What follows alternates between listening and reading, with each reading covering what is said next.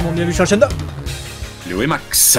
Aujourd'hui on se retrouve pour parler de One Piece une nouvelle fois parce qu'il y a pas mal d'annonces qui sont tombées à l'occasion de la Jump Festa qui s'est tenue ce week-end. Du coup c'était les 16 et 17 décembre au Japon et on a eu pas mal d'annonces pour la nouvelle série animée pour laquelle vous avez une vidéo là. Oui, nouvelle série animée One Piece, vous avez bien entendu, mais également l'arc Egghead qui va débuter en janvier au Japon et pour lequel on a pas mal d'infos. On a effectivement pas mal d'infos puisque on nous a, et ça, bon, c'est pas un scoop, mais quand même, on va avoir un nouvel opening et un nouvel ending. Nouvel opening qui s'intitulera Ah, voilà, c'est comme ça, j'y peux rien, c'est pas moi qui choisis le titre, qui sera du coup chanté par Hiroshi Kitadani, qui n'est autre que le chanteur de We Are, chanteur de We Are.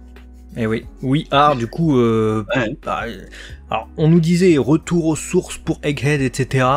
Bon, c'était plutôt, comment dire, pris de manière un peu négative sur les réseaux sociaux et tout ça. Tout le monde se disait quoi? On a eu un arc Wano de ouf, c'était l'effervescence. Nagamine à la réalisation, Matsuda au character design et des animateurs qui se surpassaient. On va avoir quoi? On va avoir une animation qui va revenir comme avant. Quoi? Que se passe-t-il? Bah, apparemment c'est peut-être pas l'envie du studio puisque on a je sais pas, hein. Moi je l'interprète plutôt comme ça que donc on verra qui a raison sur la version finale, mais qui fera We Are. Et alors moi ce que j'adore dans One Piece en termes de générique c'est Memories, le premier ending. Et bah justement très bonne nouvelle puisque c'est Maki Otsuki qui fera l'ending qui s'appelle Dear Sunrise. Écoute, là, en ce qui concerne les chanteurs, je suis ravi. Parce que là, je pense qu'on tient parmi les, si ce n'est le meilleur ending et le meilleur opening. Donc, voilà, moi, We Are reste pour moi, le meilleur.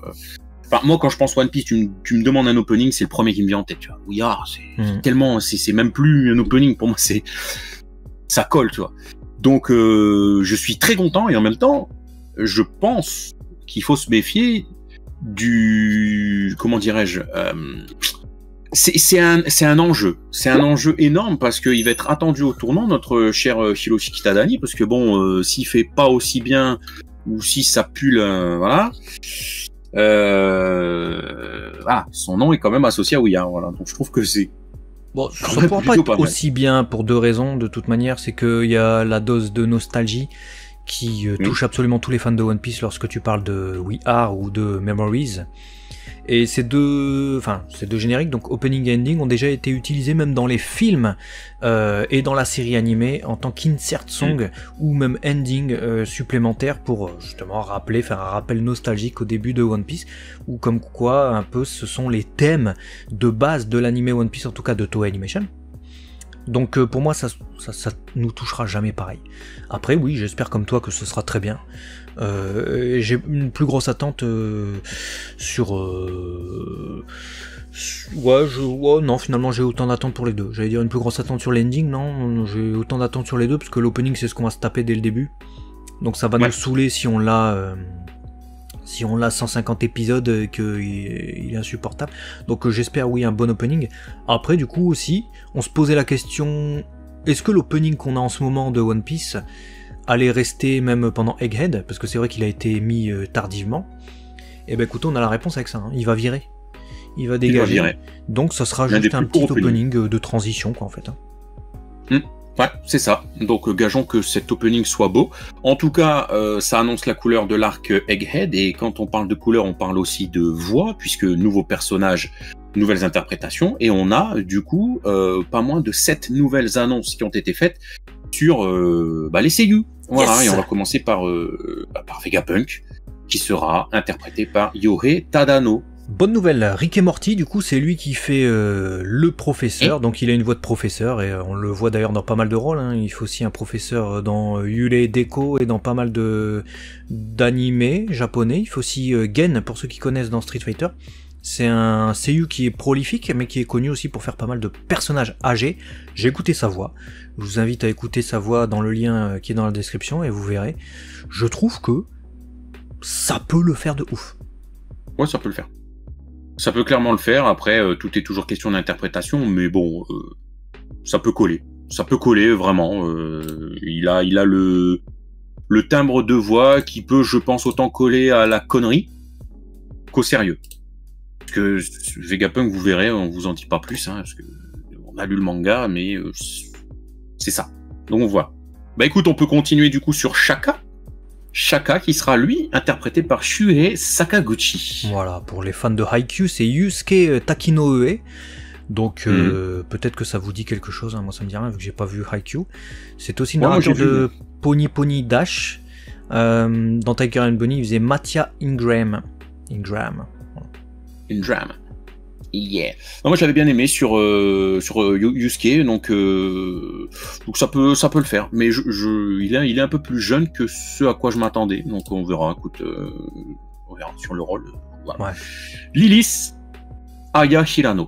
Alors ça, c'est la star du truc, hein, Aya Hirano. Ah ouais. C'est Lucy dans Fairy Tail, c'est Misa dans Death Note. C'est Dende dans Dragon Ball Kai et Dragon Ball Super, c'est Aya Hirano, elle est partout de toute façon. Ouais, parfait pour Lilith. Et alors ce qui m'amuse beaucoup, c'est que tu sais que t'as des fans qui l'avaient deviné. Puisque je me rappelle que quand on théorisait sur les voix, nous quand l'arc commençait à peine il y a 1 an, parce que c'est il y a 1 an qu'il commençait, un peu plus d'1 an qu'il a commencé. Je sais qu'il y en a qui disaient imaginez Aya Hirano sur Lilith et tout, j'avais fait pourquoi pas et tout. Bah ouais, c'est ça. C'est ouf. Ça c'est ouf. Ouais, c'est ouf. Et du coup, est-ce que ça en dit long aussi sur l'importance du perso pendant et post-Egghead? Je sais pas. Des fois, l'importance du TU est aussi en adéquation avec l'importance du personnage. Ouais, alors je peux pas dire par contre, mais moi je pense qu'ils l'ont casté aussi. Bon, déjà, outre le fait qu'elle puisse jouer ce personnage à la perfection, parce que ça spoilera rien, mais c'est un personnage qui a un peu 2 facettes. Le fait d'avoir ce grand nom pour ce personnage qui apparaît à un certain moment, vous voyez comment je préserve, hein, mais ceux qui ont lu le manga vont comprendre, et qui est censé représenter quelque chose, tu te dis d'accord, oui, très important ce personnage. Donc pour moi il y a aussi ça, tu vois, ça dégage aussi ça. Ouais, clairement. On continue du coup sur le casting, puisqu'on aura Edison qui lui sera interprété par Ryoko Shiraishi. Ouais, grosse nouvelle de voir Ryoko Shiraishi, c'est aussi une seiyuu plutôt connue. Donc elle a fait notamment Sola Takenouchi dans Digimon Adventures, donc les Digimon Adventures récents et les anciens. Bonne nouvelle, Edison, bon c'est pas le personnage qui je pense parle le plus, mais c'est une bonne voix.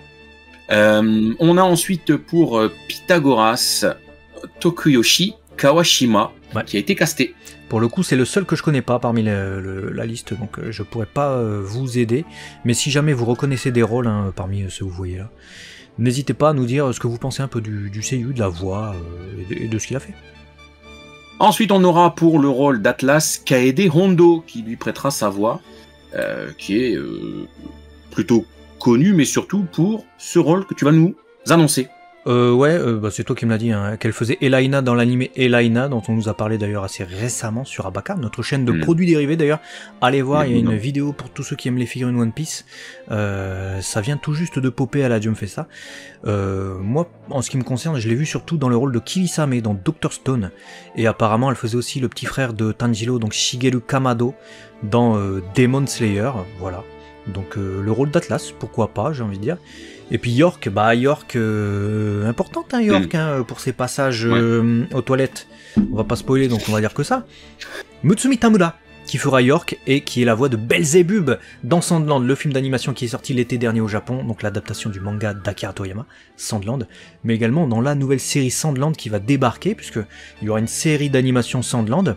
On en a fait une vidéo, je crois, ou alors on a oublié, ou on l'a fait, je sais plus ce qu'on fait. Est-ce que tu sais ce qu'on fait, toi? Je sais plus, je me souviens plus non plus. Il me semble qu'on l'a annoncé, mais j'ai un doute. Alors, on va faire comme si c'était le cas, mais si c'est pas le cas. En tout cas, c'est elle. Voilà. Ouais, écoute, elle va être mise en lumière, j'ai l'impression, là, entre Sandland et puis maintenant ce rôle important pour le rôle de One Piece. C'est plutôt sympa, en tout cas, d'avoir cette annonce du cast, mais ce n'est pas terminé, les amis. Non, parce que Oda a lui aussi dit quelques mots concernant l'arc Egghead, notamment centré sur le manga. Bon, vous allez voir, ça ne donne pas particulièrement de spoil, donc même si vous êtes animé only, ça va pas vous révolutionner le game. Mais pour ceux qui sont lecteurs comme nous du manga, vous allez comprendre entre les lignes, vous allez très certainement avoir une petite hype, enfin je pense, qui peut vous vivre. On va vous dire ça tout de suite. Du coup, message d'Oda à la Jump Festa 2024, il nous dit: alors, je continue de bosser ardemment sur le manga, bien entendu, bien que l'année dernière, j'étais pas mal occupé avec la série Netflix, et pas mal, du coup, de personnages ont vécu beaucoup de choses. Hein, toi-même, tu sais. Quel monde terrifiant. Si Luffy et les autres arrivent à quitter Egghead de manière safe, hein, j'ai pas le mot français, mais voilà. Ça est sauf. Voilà. Ils devraient, au pluriel, se rendre sur 7 îles. Voilà, 7 entre guillemets. Je considère aussi qu'ils peut-être ne prendront pas cette route-là, mais est-ce que je peux seulement stopper Luffy? Et en définitive, c'est ce qui peut quand même se passer. Alors, est-ce qu'il est en train de dire qu'il va rallonger le truc? Parce que moi, tu vois, quand on avait cette annonce, et c'est pas fini, hein, Oda, il a encore quelques mots à dire, vous inquiétez pas. Mais je suis obligé de rebondir maintenant, parce que après, sinon, on va parler d'autre chose. J'avais l'impression que cette annonce précipitait un peu la fin de One Piece. Que Oda était vraiment pas seulement dans la saga finale, saga qui peut englober plusieurs arcs, mais véritablement dans l'arc final. Quand j'ai lu ce message la première fois, et puis il y a eu l'annonce de la nouvelle série animée One Piece, dont vous avez le lien en haut, qui va arriver par un autre studio d'animation. Donc je me suis dit, ouais, peut-être qu'il précipite la fin, comme ça, allez, on va avoir le... Bah non, finalement j'ai l'impression que là il dit autre chose. Donc dites-nous dans les commentaires comment vous l'avez compris, mais peut-être qu'il dit, bah non, finalement je vais lui faire un détour. Bon, on verra. Ouais, pour finalement quand même arriver là où il doit arriver, hein. On vous spoilera pas, ouais, mais bah, heureusement, parce que vous avez compris. Voilà. Ensuite il nous dit, la bataille entre ce personnage et ce personnage pourrait donner naissance à des résultats inattendus. Voilà. En tout cas, l'année prochaine, on fêtera les 25 ans de l'animé One Piece et bien entendu, on fera en sorte de bien fêter ça, quoi, d'y prêter l'attention que ça mérite. Voilà. Ouais, bah écoute, j'ai l'impression que du côté de One Piece, on sait mieux célébrer les anniversaires que sur les autres licences. Hein. Ouais, notamment #Dragon Ball. Voilà. Plein d'animés, même Naruto, hein, c'était un peu pourri. Hein, l'année dernière, on a eu que quelques... Ouais, bon, après, il y avait des produits dérivés, il y avait des votes pour les personnages favoris, bon, ok. Même Sailor Moon, hein, c'était pas l'exploit non plus. Non, One Piece, c'est incroyable. Ils sont sur tous les domaines. Ah bah, One Piece, ils sont sur tous les domaines. Jamais... Ils sont sur tous les domaines. Je vais le répéter 15 fois, mais je vous jure, ils sont sur tous les domaines. Partout, ils sont partout et on espère que vous aussi vous êtes partout et surtout ici. Et pour ça, il faut que vous soyez abonnés. Il y a plein d'autres vidéos qui vont arriver sur la chaîne de l'EMAX. Il y a des trucs, plein de trucs sur One Piece aussi. Il y en a partout du One Piece. On enchaîne, on prend du retard sur d'autres choses et tout, mais c'est pas grave. Voilà, il faut rebondir à l'actu. Donc on espère que vous serez là pour nous suivre sur tout ce qu'on fait. Certainement un petit live cette semaine pour rebondir sur cette fameuse nouvelle série que tu as souligné tout à l'heure. Donc soyez connectés. Très certainement aussi les spoilers du nouveau chapitre et puis le nouveau chapitre. Bref. Vous savez ce qu'il vous reste à faire, abonnez-vous et on se dit à très vite sur la chaîne 2. Les Max, à la prochaine. Donnez-nous vos avis sur tout ça. Salut. Ciao.